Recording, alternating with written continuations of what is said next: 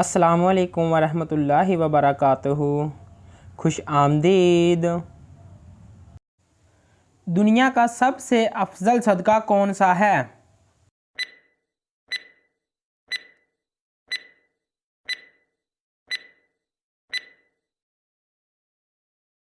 जवाब है दीन सीखना और दूसरों को सिखाना। अल्लाह ताला किस गुनहगार इंसान को पसंद करता है?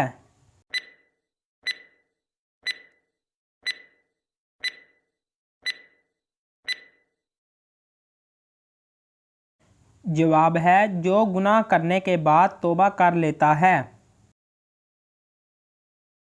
आप सल्लल्लाहु अलैहि वसल्लम ने जिस्म के किस हिस्से पर थप्पड़ मारने से मना फरमाया है?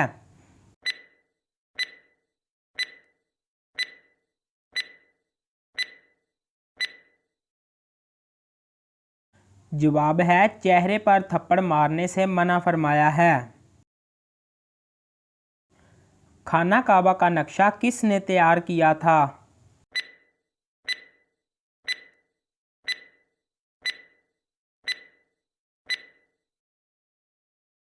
जवाब है हज़रत जिब्राइल अलैहिस्सलाम ने।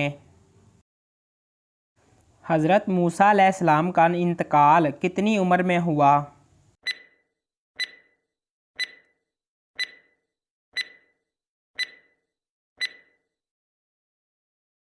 जवाब है 120 साल की उम्र में। वो कौन सा इंसान है जिसकी बद्दुआ अर्श को हिला देती है?